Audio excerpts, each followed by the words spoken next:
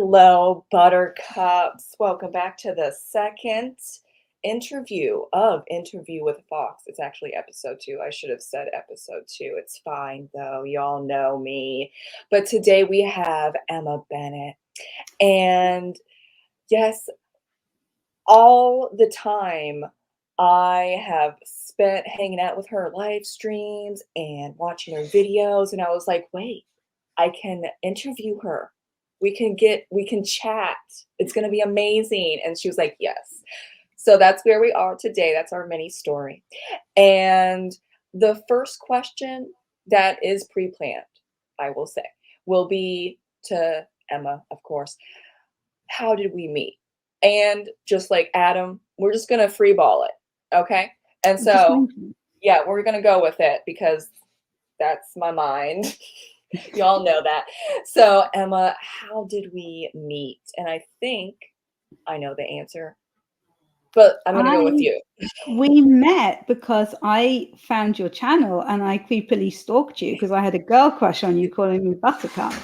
And I literally stalked you for months until you noticed me and like followed me back. That's the entire story. I love that story. That's what happened. Yeah.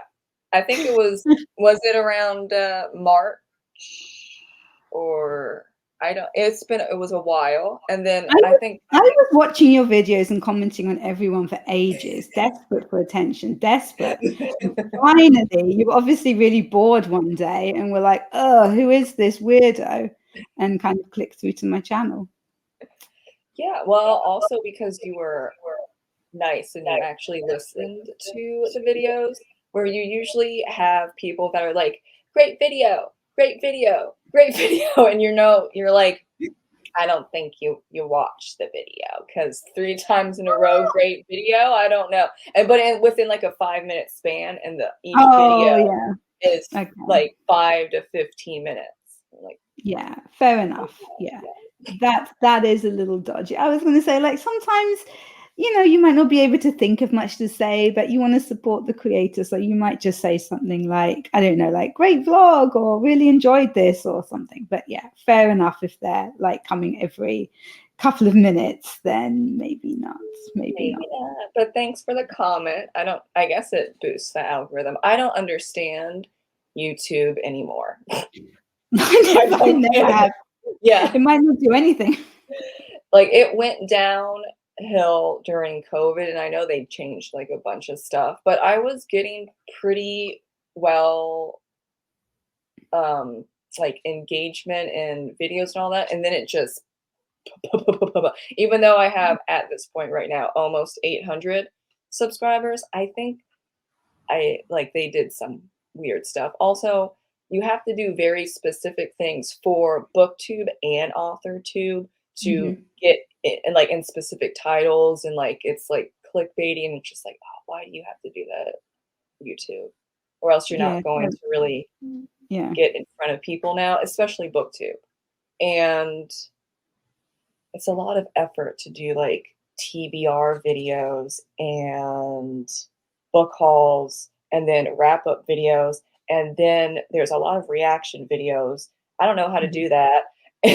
I don't like doing reaction videos. And then like you do individual ones and then like group review books, and then it's too much. So I just do whatever. But do you find though that your videos that are booktubey kind of based do better than your ones that are authortubey based, or do you not really see a difference between the two? I do the authortuber ones so rarely, other than like book promotion, not really promotion, my book themes, like announcing stuff. It's about poetry. Yeah, so for so long, people were like, read aloud a poem or 3 or whatever for the National Poetry Month. It didn't go that far. So I did 7 to 10, I don't even remember. And that was a lot of effort that I'm probably not going to do that next year. Sure. maybe like 1 or 2 poems, but not like the ones that I was doing, even though they were shorter.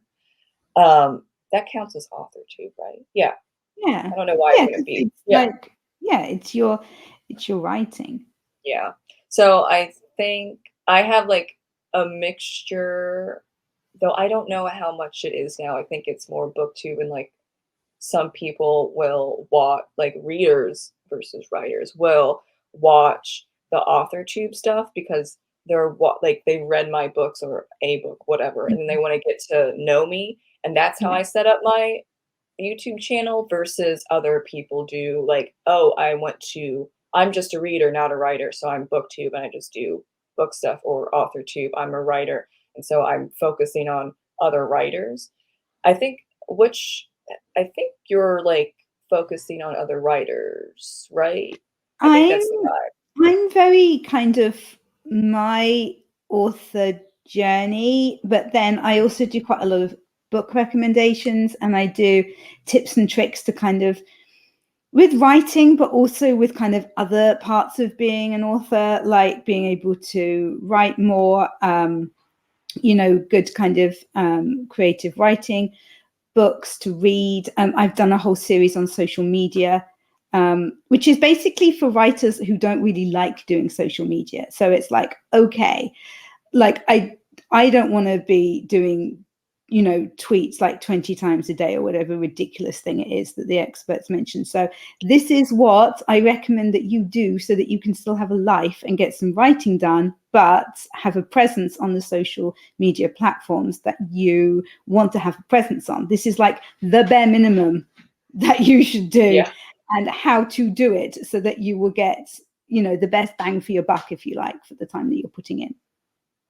Yeah, see, yeah, I think social media sucks up a lot of time, so you have to Mhm. find you know, few that are work well for you and also what your goals are. Because I think a lot of Twitter, because I was on it for like almost 4 years, and it was mainly writers connecting with writers, and that Mm. helps in a way, and you might get the occasional reader. But yeah, it's like you have to try so hard with Twitter. Yeah. I No, I was like, but "I'm done. I there is, can't do it." I think the community there is like very supportive when you can get in there. And if that's the social media that you want to be on, it's great. I think it's especially good for meeting other writers rather than Yeah. for actually selling books. And obviously you've got like all the pitches and stuff, the competitions that agents Mhm, and publishing houses run as well. So it's useful from that side of things. But I've never liked Twitter anyway. And mhm. um, my readers tend to be over on Instagram more, and then on Facebook is what I've discovered. So although I'm on Twitter and I do tweets, that's definitely not the one that I pay most attention to. Yeah, at least you can schedule stuff. Well, I think you can do it basically for all social media platforms. So, like, it's really you have to figure out where you want to be and then take, like, an hour out of your week and then just Mhm. schedule, and that Yeah. seems to work for a lot of people. I just like to share memes. Yeah. I'm like, "Yes, Exactly. Yeah. do it." But Let's just share all the memes. yeah, I love that memes. Well, it's like 80%, and I probably do more than 80%, maybe like 85% for me, just engaging with readers, and the rest would be selling yourself. Though I think in a little bit of a way, the YouTube, like me sharing the YouTube videos is selling yourself, but in a fun way. So that's why I Yeah. still, continue it. And I don't get too personal, like within newsletters or anything like that. So if you want to see and hear me, then you can do YouTube. Just like I think it also helps for other author tubers and their readers. If they're super fans, they want everything and anything that you Mhm. produce, then Yeah. they'll find you. And then, even if it's about writing, they're like, oh my God, I love your work. And I'm like, thank you. I love you too, even though I don't know you. But thank you for the royalties that just keep coming in. Exactly. Yeah. Thank you. Thank you for the money. I really Yeah, appreciate the money. all the support. Yeah. Really, I think the goal is super fans, and that would be finding your ideal reader. And I think some people don't want to look at it that way because they say, "Oh no, my book's for everyone." No, it's not. Yeah, it's not. I used to It's think that not. when I was younger. Oh no, how naive that thought was. Like, yeah, but like no marketing campaign for any other item is like it's for everyone. No, And it's a little no, it's it, not. yeah, it's a little bit wider audience for art. Hmm. But Yeah. no, still it if you decide that you want to make a product out of your art, which you don't have to do. But if you No, art can decide, be art. Like, do what yeah, you want with it. yeah, Nobody says that you have to make a profit from it. yeah. Absolutely. But if you do want to make some type of profit, or maybe this is a career choice, then yeah, you're gonna have to do some marketing, Yeah. and ideal reader and um, what that means. Like I thought it was great with Adam because he does theater, and his example was uh, him and his theater group were having like really cool long titles for their play, but Mhm. only like 10 people understood the inside joke or whatever it Yeah, was. yeah. And then, it was like, okay, well, if like we have a great play, we want more people, we do want money because we spent money on this Mhm. and we want to show it to the right people. So then they're like, okay, we got to have a simpler title that says exactly what it is. And so one of the examples was Disco Dracula. I was like, oh, I would Yeah, go. I I'm want to going, go. yeah. Yes. Yeah, And they how did a can I get fan tickets for this? Yes, they did a fantastic job. They got so many people in, and it's a great title. But Yeah. I think there's a lot of people that say, "Oh, that's selling out." I don't see how that's selling out um, if it gets people in that enjoy it and had a fantastic time.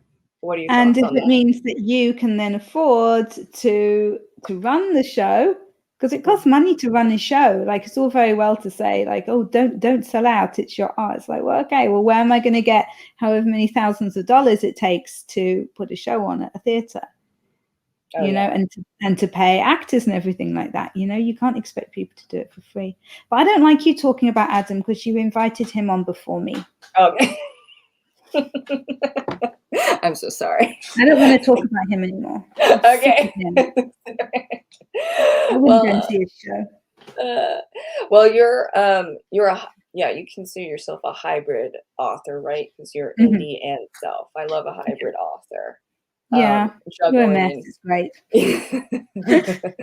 But I think, well, no, correct me if I'm wrong. The children's books and then the uh, contemporary romance. Which ones Mhm. are trad versus So self-published?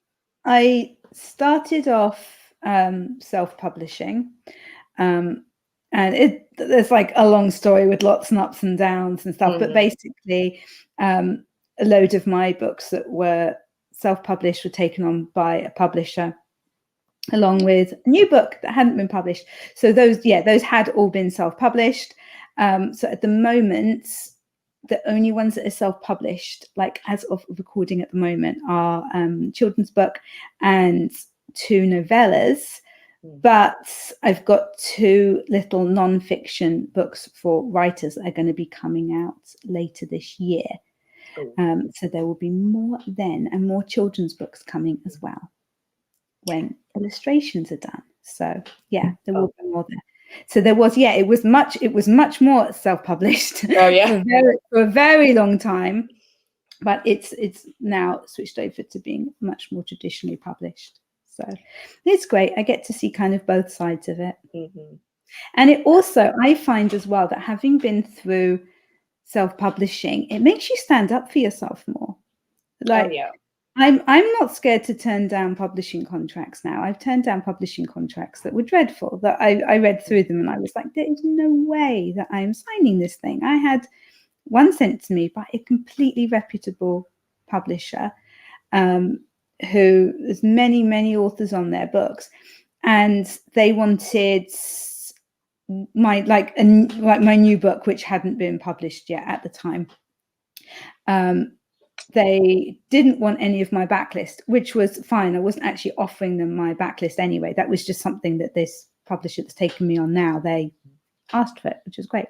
But they didn't want me to do anything with any of those other books either. I wasn't even allowed to publish those myself, let alone get them with another publisher, for example. And this was just in like a standard contract. So, I said to them, well, I've got, at that point, I had 4 books, I think, that I'd been planning to self-publish that had been self-published before but weren't at this point. And I said, I'll be sitting on 4 books that could be making me money here, just so that you'll take on one. That doesn't seem very fair. Can we sort this out? And they said no, which was fine.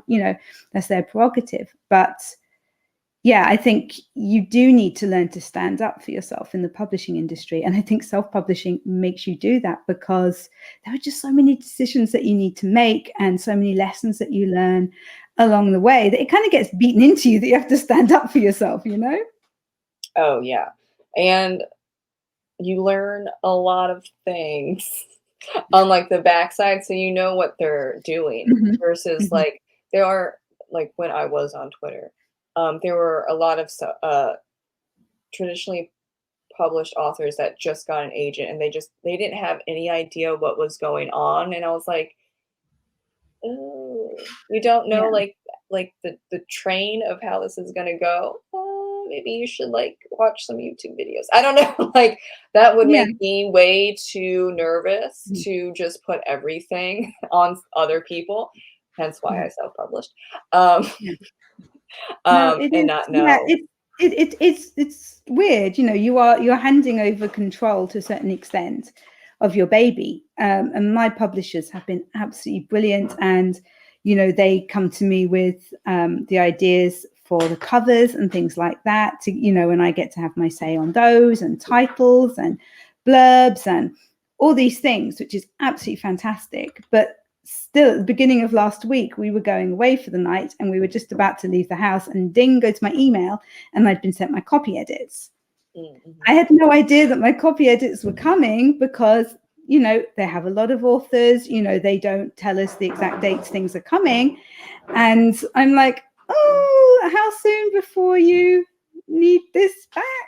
Like, because I'm going away now and I didn't know they were coming. It's things like that. I think there would be just like a 1 or 2 things where I would do the option for traditionally published, and if it would be like if I can't physically or mentally do it anymore.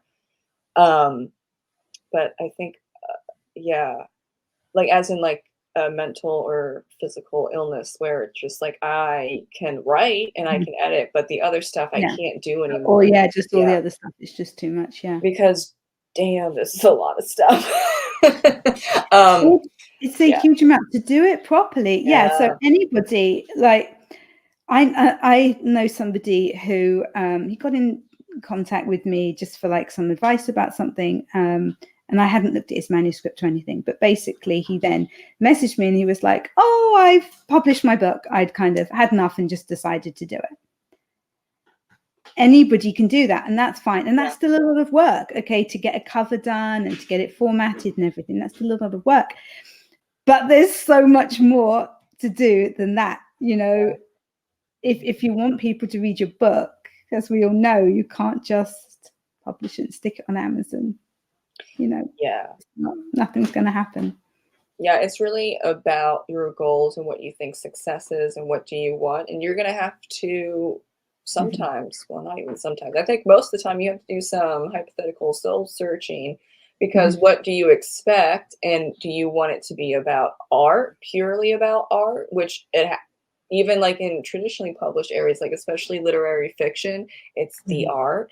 And so, okay, you only only sell 5,000 copies. Yeah, I would yeah. love to sell 5,000 copies. But if you only sell 5,000 copies, but this is, a literary fiction novel, like maybe or maybe not, based on true events, whatever it is, Mhm. that's still a thing that you have to come to grips with, so to speak, because I'm not a huge literary fiction fan because I don't like that how the beats are. Right. It's just depressing. Okay. Yeah. Um, I'd rather read something a little nicer, but Mhm. uh, it just that's harder. But then you also um, literary fiction wins more awards and Mhm. prizes and all that stuff. So Yeah. is that your goal? Or, you want to make fun art. And so you would go down the urban fantasy road. But Yeah. then what do you expect from that? And then there's some like nonfiction where um, I know someone in uh, the ad school, like one of her relatives is a geologist and he just publishes for geologists, but that's his goal. That's what he does. He does like, and he doesn't even talk about it to anyone else. It's just like Sure. it's just the geologists reading each other's works and maybe some other like maybe like archaeologists or something like that. But it's very, very niche. But Yeah, he is sure. well known and Within yeah, within that little circle, yeah, and and he's that's happy. who, Yeah. yeah. The Mhm. set, like, I know somebody who's written, and definitely one, maybe two books, about his kind of journey to fitness, and he was very overweight and very unhealthy, and he started running, and now he runs marathons and things. And he wrote, it's very much, it's not just his journey, it's kind of a little bit of like self-help and stuff like that. Really, really cool. And he just published it because he wanted to share his story for anybody that he thought that it might help. And he didn't particularly want to make money from it. He just wanted it to be available, if you like, if it would help anybody who was struggling with the same things that he had been. Yeah. So yeah, there's a lot of things that you have to think about, Yeah. um, not just for self-publishing, but also traditionally published. Yeah. Because there's contractual expectations that are set on you by other people versus yourself, and so like, and for traditionally published, you're most of the time, and even probably with literary fiction, because you're going for the prizes and the stuff like that, there are it's a business transaction. You need to make them some money, like, or else, I've heard quite a few people get dropped because, okay, they only Yeah. sold 1,000 copies, but this is a very lucrative um, genre and subgenre. It didn't Yeah. work out well, then it, dropped. Yeah. Um, and that hurts, but that's also a thing where I was like, I don't want to have that heartache. Like, because Yeah. I knew people that were dropped and it was like their life ended, and I completely Mhm. understand because that was Mhm. what their goal was since they were kids, teenagers, whatever. Sure. And it's like, well, then what do I do now because I was dropped? Does that mean I suck? Does that mean just like what happens at that point? That's a Yeah. whole other thing that you have to, realize. At least I think with self-publishing is you could, like, if you have, a bad launch, for example, like maybe 3 copies, you sell 3 copies, or maybe you Yeah. don't sell any copies. You can at least fix it and you could do a Yeah. relaunch, right? But you can't do that with traditionally Yeah, published yeah, books. you can change your publishing plan, you can change the cover if you feel it's not right. You can, if people are going, oh, there's lots of mistakes in this, or oh, I really hate this character doesn't work, you can go, okay, and you can tweak things and you can Yeah. change things around, and it's completely under your control. And there is always, if you do things right and if your book's really good, there's always the chance that you can make it really, really big and you can make very, very good money self-publishing. Yeah. Mhm. You know, And it yeah. doesn't just have to be those, big. I think number one, for self-publishing is romance and then fantasy and then sci-fi. Yeah. But that's the same for traditionally published as Yeah. well, I'm pretty sure. Yeah. So it's, but I think now this was mulling around in my head because there's a lot of, from what I've seen, a lot of people that say that romance can't be based in art. Interesting.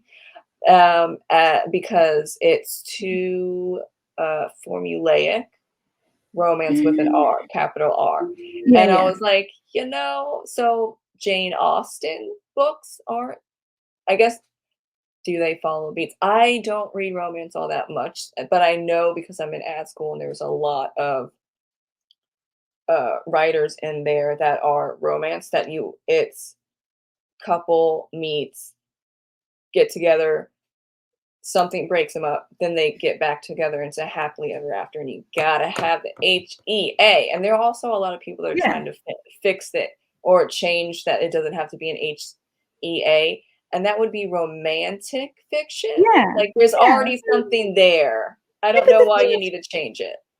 fine, like don't write a happy ever after. If it offends you, don't write one. But it's not romance. Romance readers want a happy ever after, and that is fine. Okay, Yeah. you can have books with your tragic endings because life can be tragic, but you can have books with your happy endings because life is also awesome. Like, why don't you just mix them up? Read a mixture of both. If either one of you bothers you in particular, like.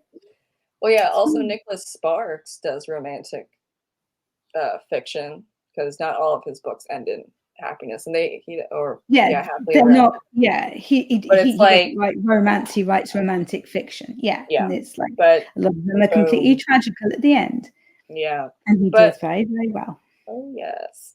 So I was thinking of what would your reply be to someone that says all or most? Oh, let's go with most, so to give them some room, like Jane Austen. I think that's artistic and a romance book or romance books.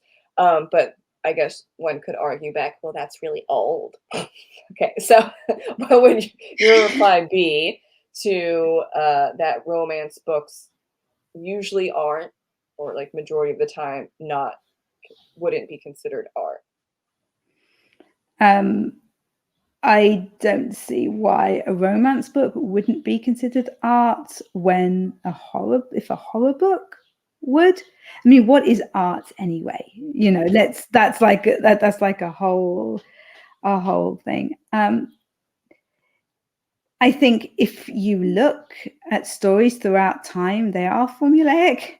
Yeah. There have been stories that have been told over thousands and thousands and thousands of years, which are so formulaic that we have the same stories popping up in different places in the world at roughly the same time, even though it's not because of any sort of emigration. It's just that stories are told in a particular way. That is how humans tell stories and how we enjoy and how we understand stories. Films are very formulaic.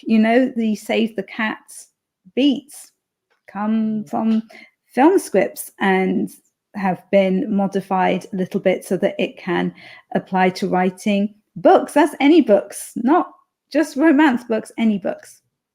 So in a way, then all books are formulaic, and I think we can say that there's nothing wrong with that because we all enjoy books of some kind, even if you don't enjoy romance books. Yeah, and I think maybe some people might not like the rules of romance, but then there's also rules for other books, and then they don't mind whatsoever with film. So then why are books so different? Why books? So the rules for romance books. So it ends in a happy ever after. It ends happily. Yeah, and I think tragedy ends tragically. So do we hate tragedies as well? Well, I think it might be because I saw it all the time in college when I was doing creative writing. The the ones that didn't like end happily, and that didn't even need to be romance, but it was just Mhm. like it was sad or indifferent or like neutral, Mhm. whatever. Yeah. Um, the professors seemed to like them more than Mhm. happy ever after. Oh, And there was yeah. this one short story that we read in the short story course, which was uh not the biggest fan of that course, Mhm. but it was um it was like a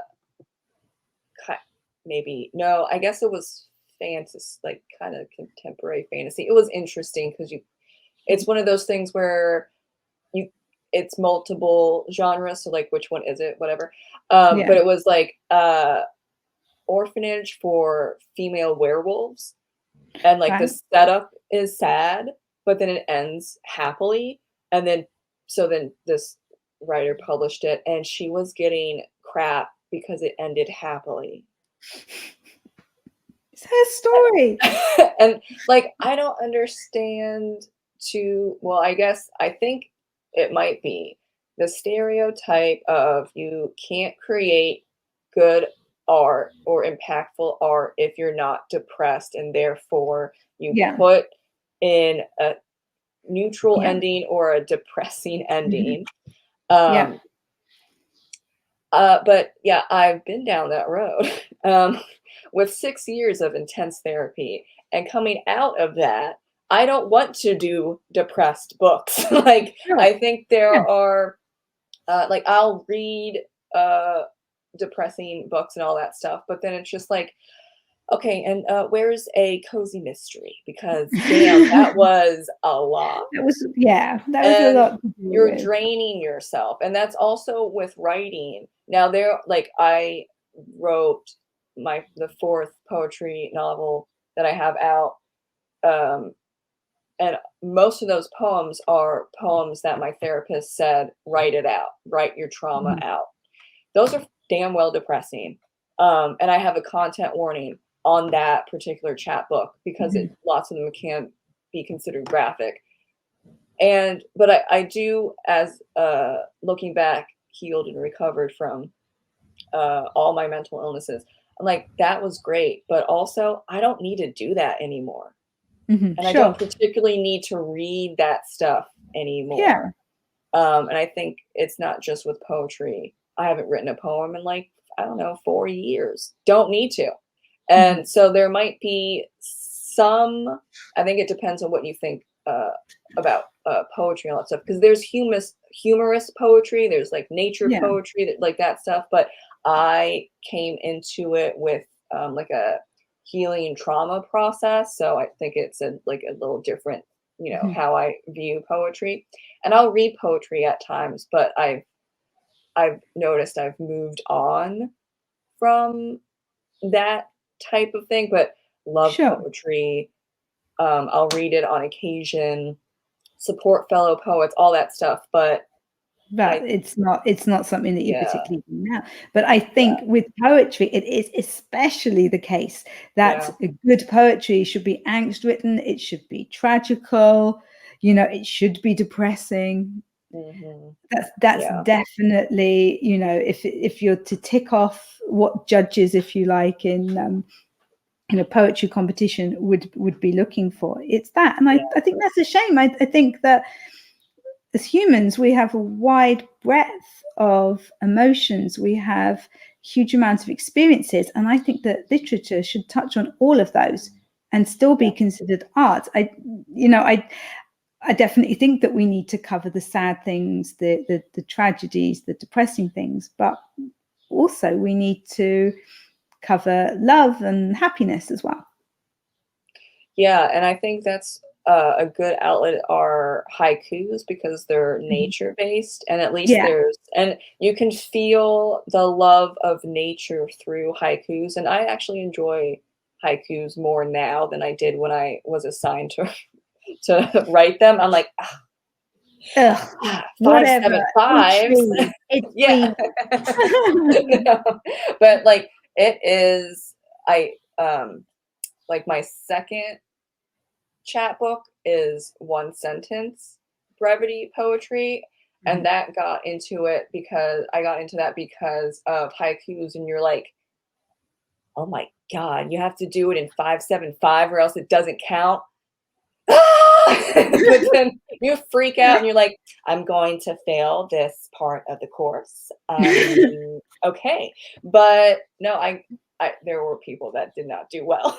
But Oh I no. sat I sat my butt down, I was like, "Okay, 5 haikus, let's do this." But I Let's had do this. yeah, but I had to in the beginning, I had to go outside and be with nature to understand that Mhm. concept. So there are I think it's just really interesting. I haven't done like limericks or any other structured things like that, but you're put in a different mindset, depending on what you're writing. Mhm. And so even if maybe you're producing a lot of battle tech, which is like a game, and that popped up because my husband's obsessed with it right now. But you might not think that battle tech books are art because it was originally a board game and it's really like Oh, kind of formulaic, but there are rules and all that stuff. Um, and it's about basically just these people killing each other. It's just a warlord society set in like 1,000 years in the future. And you're like, well, that wouldn't be art, whatever. But they put so much effort yeah. into those books and also Mhm. the art for the battleships and all that stuff. Like, Mhm. well, okay, then what do you count as art? Because they're they are making money, but there's such a fan base that loves it that Yeah. like they'll make gear and shirts and mugs and just buy every single book there Yeah. is. I don't like And why know wouldn't everything about it and will pick them yes. up on anything they get wrong. What do you Oh mean yeah. that there's blue on his armband? There can't be blue on I, his armband. Don't you remember in yeah. Or it's like also like Fallout, which is like Fallout the video game did a really good job. The creators and owners they allow fans to create fan art and they don't go after them. But how much money have they made to let fans do posters and sell their art on Amazon and eBay? I had Yes, they're no just like, idea. "You don't need this." Yeah, I had no idea about Fallout until my husband bought fan-made art of, like, the Nuka-Cola or whatever, and I was like, "Oh, this is cute, okay." I can't play the game because it makes me dizzy, and I don't wanna throw up on him, Yay! but, Twins. yeah, I'm like, no, put it away. I'm gonna play RuneScape." I don't know, like, it's a little too much, but even, like, video games, a lot of effort. I think people are Mhm. forgetting or, yeah, I think they're forgetting what art can be, and especially, like, if someone considers Fallout to be a piece of art, even though it's a video game, why can't that be true?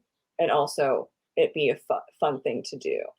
I think fun is Because but being left it's out. the same whenever, video games are still relatively new, and it's the same when anything new comes. There's always people who will put it down and say it's not as good as the old stuff. When novels were first becoming popular, you were considered an idiot if all you read was novels. Why would anybody waste their time doing that? They were destroying their brains.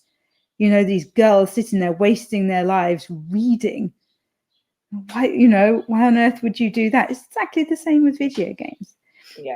And in 50 years there'll be something else, and it's like, well, in my day we had proper artwork in video games, and now you're doing your whatever it is, and that's not real art. Yeah, and, like, art is so subjective. It's like one person doesn't think that, for example, the Hunger Games trilogy is art or good because whatever it is. But then how many people are obsessed with it, hi. It's like, Really, yeah, it's yes. brilliant. It's I brilliant think, entertainment. yeah, there are some Mhm. books or book series that are present right now that will be literature with a capital L, and I think the Hunger Games trilogy and even the prequel book, Mhm. um, in maybe 20, 30 years will be considered literature with an L, even though you might not think that. But then again, dystopian, I think I don't that's know. focused on something different. Like it used to be dystopian communism, those types of books, Mhm. literature with an R now. Well, now we have something slightly different because we're not in the Cold War. Things change, Yeah. people. I mean, I guess what was thought of, I don't know, like The Hobbit and Lord of the Rings when they first came out, because they're very much considered literature with a capital L now. But I have no idea what the reception was when they Mm. first came out. Were they considered just like silly kids' books or what? I don't know. I think like The Hobbit is kind of interesting because I think that it was geared more towards a younger audience, but that Mhm. younger means like something different than Yeah, it does now. Um, and you can see that with like a lot of older books that are for children, but it's like, oh, this is a high grade level. Like, yeah, okay, yeah. reading level grade. Like I'm looking up words in this, I know. I'm like, and this was for oh, 8-year-olds, you say? yeah. Like, um, so The Hobbit is slightly different than Lord of the Rings trilogy, Mm. but I know there's like this one, and I don't know what it was. This one person was complaining about a word used in one of the Lord of the Rings books, and Tolkien was like, I helped create the Oxford Dictionary. You don't get to tell me how to use this word. I'm like, Good yes, do that. reply. Yeah. Good reply. So I think there was like I a little bit of pushback, but also I think there's always pushback when it's different. Is that I think that Mhm. might be considered the Lord of the Rings, Mhm. considered modern version, or like the first modern version fantasy, like epic fantasy. I'm trying to think of older books that are fantasy, and I can't think of any. Then again, I don't read classics. Yeah, I'm trying to like I don't. think. Yeah, Because I can think of horror and like gothic books, but yeah. not fantasy. So I think No, that, I can't yeah, either. mm, It's probably not very good. yeah, Mm. oopsie. Or Sorry, viewers. yeah, like, or it could actually be that like Lord of the Rings was the The start of that kind yeah, of genre. because there's myth and legends, but that's different. Yeah. So, but like I know that he based a lot of his um world on mainly Norse, but also Germanic and Celtic mythology. Yeah. Um, but then, maybe he created, we're unsure, people, of of We don't know. epic We don't know fantasy. what we're talking about It's now, fine. okay? No, it's good. Yeah, it's But fine. there's Look it always up. been a yeah. Look at people. Look it up. Google's your friend. Maybe put a VPN on though. Yeah, they're looking at you. But and I'm like, yeah, there's always pushback, and I think that's art. I need to reread. I like The Hobbit. I read it in middle school actually. But Lord of the Rings, I'm like, oh my god, he complicated these sentences and paragraphs, and why are there 10 pages of just descriptions of a mountain? I don't know, but I'm gonna give it a try. I always miss out the songs whenever I get to the Oh, songs, and then I'm like, oh, there you go. Let's I, just skip the songs. I skip the songs for most things as well. Yeah. Like in Daisy Jones and the Six, I don't know. Have you read that yet? Yeah. I kind of skipped those songs. I'm like, I yeah, gave it I like a don't know. little glance, and I'm like, yeah, I get the Yeah. idea.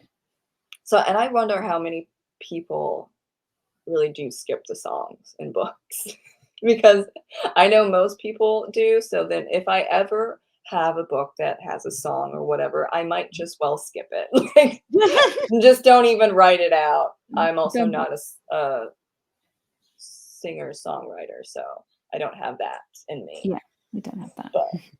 But you know, I Good. think, yeah. What do you usually read? Are you like a wide reader? I'm I a think pretty so. wide reader, and I definitely have tried to become wider. I mean, I do think it's important to read within the genre that you write, um, even if it is just so that you know what's going on in the market at the moment. Even if you just make sure that you read the books that are popular at the moment, so that you know what people are reading. But I do try to read a mixture. I'm not really into horror, Mm. but I do love Dracula. Um, so yeah, I read it. So not very much horror. I really love fantasy though, and I'm trying to read more fantasy. Um, and yeah, like I say, a lot of romance. I enjoy quite a bit of nonfiction as well. Lots of creative writing books, but also I really enjoy autobiographies, various kinds, some nature stuff, and things like that. A bit of sci-fi, not a huge amount of sci-fi. I'm not the biggest sci-fi fan, but again, kind of mixing it in. If I see something recommended, you make some great book recommendations. Like if somebody says that it's really, really good, then I'll probably look it up, check out the blurb, and regardless of what genre it is, I will pick it up if I think that I'll enjoy it. That's probably the best way to put it. Yeah, I don't like sci-fi either, and my husband loves it. And I'm like, but at least we like Yeah. historical fiction, so that's what we do. Like, well, Yeah. yeah, and nonfiction as well. But he's not like a huge fan of fantasy. I I think I will definitely pick up books from just certain people because I have wasted a lot of money on recommendations from strangers, and I'm like, really? So only just Do a better. yeah, I'm like just a certain few. But I think we read relatively the same books. I can't think of one that I'm sure there are many that you've talked about that I haven't read. Mhm. But I mean, Taylor Jenkins Reid, I think Yeah, we're is both really yeah, enjoying her at the moment, aren't we? Yeah. yeah. Um, I think she's one of my favorite contemporary writers, and I usually don't read that much contemporary, though I'm getting more into it probably because Mhm. but but yeah, I'm usually like a historical fiction or fantasy, and now getting into horror and a little bit of mystery, which I Oh, for a long mysteries. time, Mysteries can be yeah, fun. yeah, Mysteries can I be fun. was like, oh, like even 5 years ago, I don't read mysteries. I don't know why I thought that, but I watched I didn't know it was a book series, but I watched the Franny Fisher book TV show when it was on Netflix. How dare they that I they do took not it know off? that. I do not know that one. Yeah, it was so good. And then I realized it was a book series and it has like 23 books. Ooh. Yeah, I'm like Mhm. 23 books. You're like, "Oh, yeah, they'll see me through the weekend." Oh, yeah. Yeah. And I think I read all of them and then their short stories and all that stuff. And then I got into like darker mysteries and that got me to horror. Mhm. But um for the urban fantasy that I have out, it's going to be a book series and focusing on that more. Like I'm glad that I read a full mystery series even though it's not urban fantasy because you have Mhm. to set up the mystery. Sure. And I was like, "Oh shit." Yeah, okay, yeah. Duh, Nicole, hello. Get it together. I got it together. You got it together. You were fine. Yeah, but it's a new thing that, like, when you switch genres, and maybe sometimes even subgenres, you have to kind of reset yourself Yeah. because fantasy is obviously not the same as a mystery. Though, I mean, urban fantasy mystery. Okay, fine. but Mhm. urban fantasy is contemporary versus Mhm. Danu's Curse 503 BCE. Mhm. Yeah, is different. Like Yeah, it's kind of we're it's doing very something different. different. Yeah. And I saw that you're going to do Regency romance. Yeah. Mhm. Yeah. Well, have you read the Bridgerton books? Yeah, I haven't read all of them. I've read the first 3, and I actually last night I started another book by Julia Quinn, and I Oh, can't remember what it's called, but it's very cool actually because it's very different. The main character in it is like he's he is like a lord, but he's also a spy, oh, which is really, really cool. And he's like deciphering all of these, translating all of these Russian documents that have been intercepted by the government and things like that. And the heroine thinks he's up to no good. And yes, it's a very different feel for a Regency. I've just been trying to read as much Mhm. in that genre as possible. And I started writing it yesterday during the 15-hour Pass the Pen Write-a-thon that I was part of. And what I've discovered is that there's going to be an awful lot of Googling Yeah, going on here to yeah. check everything because like I've got a cat in it and I wrote like tortoiseshell cat and then I was like, would you have had tortoiseshell cats in the Regency period? I don't know. Sometimes, different breeds and blah, blah, blah come over different times. Would they have called it a tortoiseshell cat or would it have had a different name? So you're then taken away from your writing to go and check this and then come back. Okay, great. So, and Hananya was saying like, oh, just leave a little note for yourself to check it. And I was like, do you know how many little notes there would be? It would be ridiculous. Like I couldn't carry on writing a book like this. It's not how I work. I have to look it all up. So it's really interesting. But yeah, definitely kind of changing the style as well that I write in, just being very aware, obviously, especially in the speech. But you do want to get a little bit of a feel for the period as well. So I feel that it's not just the speech that I'm tweaking and kind Yeah. of changing a little bit just so that it fits more with the Regency period. So we'll see. I'm always slow when I start writing a Mhm. book as I'm setting up the characters and establishing the settings and things. And then I kind of get going and then it's quicker. So yeah, definitely still right at the beginning. And I do need to write something today actually, because I've written about 12 words, which isn't Oh, very good. But well, never mind. you've been busy. And I think it's also like that anything historical, if you're going to do it right, which Mhm, I think 9 out of 10 people do. There's always mhm, that one person that doesn't do any historical research and then like they get mhm. word goes around, but it's like, okay, but the other 9 people did intense research. Exactly. So, And they really know what they're yeah, talking about. So calm stop down, focusing. people. Yeah. Yeah. Yeah. But I did for my historical uh standalones, I had to research before like the overarching thing. And Mhm, I personally don't like changing actual historical figures or mhm. events or anything like that to Yeah, fit around the sure, sure. story. Though I Yeah. know a lot of historical fiction writers do, and I'm like, I'll just work Mm, around it. What I sure. do is um, I'll create a town that's made up, but then everything Yeah. else. And I think even if it's a small town, like, oh, there's only 100 people. Well, at least I'm Mhm. not like messing up people's homes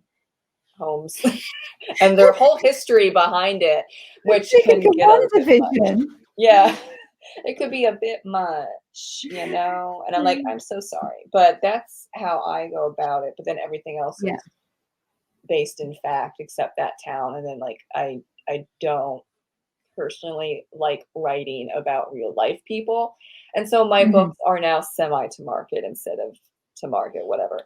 Right. Um, but there used to be a thing where you made up your own main character, and some side characters were also made up, but then everything else was, historically accurate. Yeah.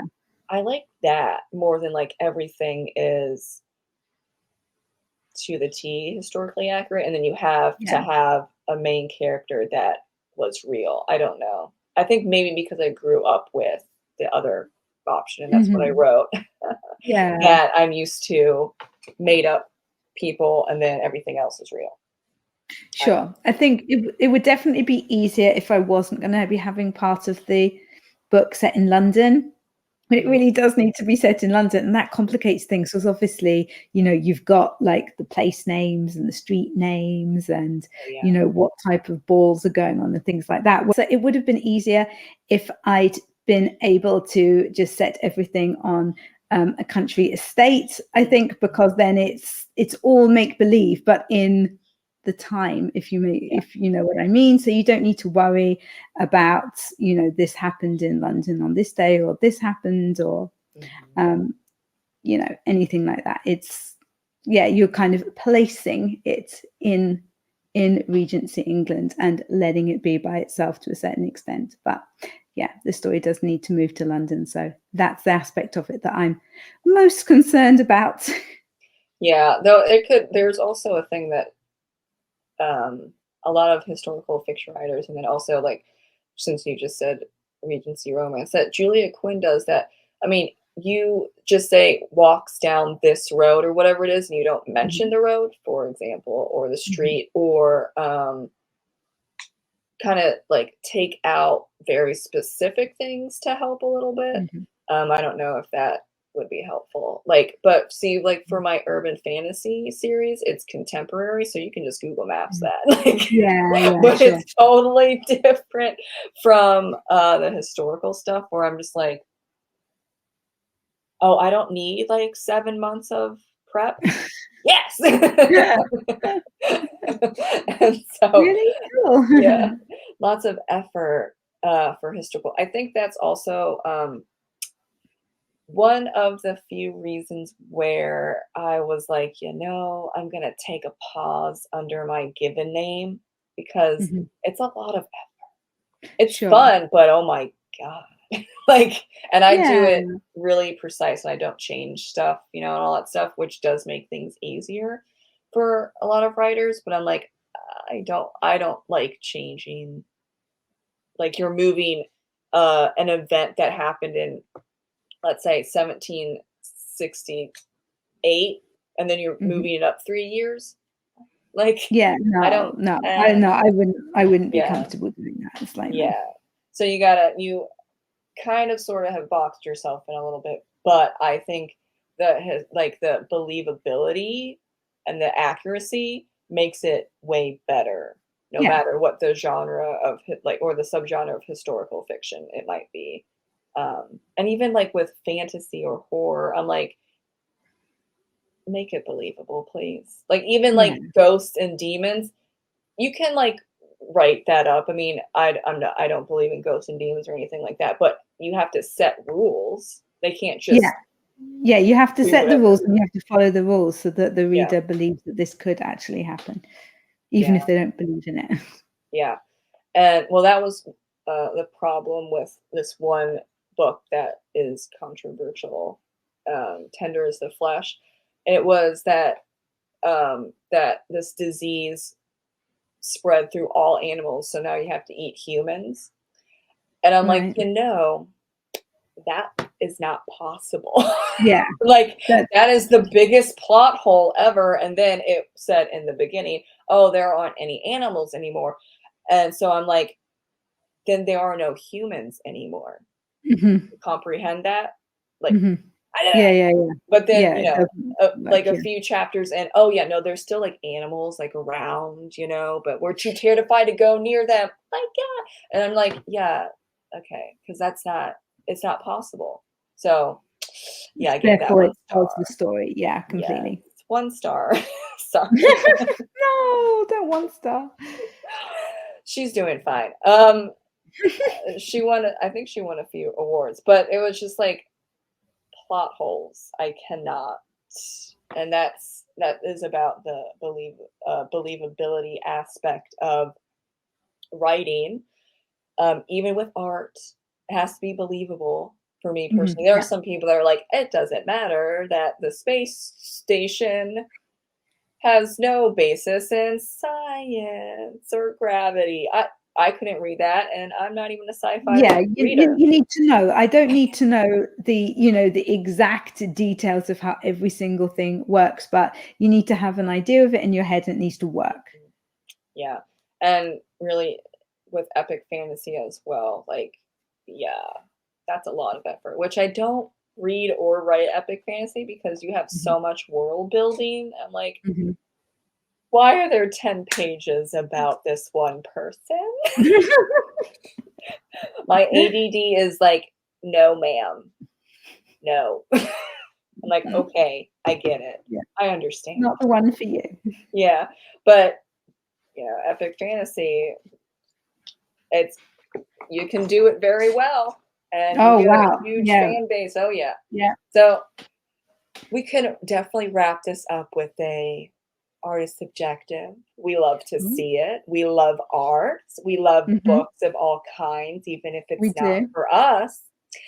We love that for you.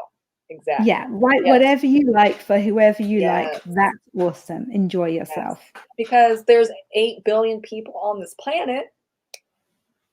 Yeah, you're gonna enjoy what you're gonna enjoy, and you There's got to be should. someone who wants to read your book, Yes. even if you don't. Well, yeah. There's also like so many people that they're gonna hate a book. Yeah, And they're gonna and that's love the also book. fine. That's Yes. also Yes. And I would say, like, I forgot who said it. Actually, I think a lot of people say it, and I don't know the original creditor of this, but shout out to the original person who said it. fine. Go to Goodreads or Amazon and find your all-time favorite book and Oh, see yeah. how many 1 and 2 Mhm. stars, and maybe even 3 if you don't think 3 stars is good. I think 3 stars is good. 3 But stars is fine. I'll yes, accept a 3-star rating. yes. So just go there and see how many people don't like it. Yeah, William Shakespeare has got so many bad I reviews. know. And he's And awesome. He's my and favorite classics. consider it to Yes. you. Yes. There you go. So for It's the not fair. readers, yeah, for the readers, it's okay. Just, don't don't dox people. That would be great. Thank you. Don't do that. Yeah, don't do that. Yeah, no, don't harass and bully writers, right? Okay. And then for the writers, there are gonna be people that don't like your book, and Yeah. 8 billion people. I mean, statistically impossible that everyone's gonna like your book. So don't read the reviews.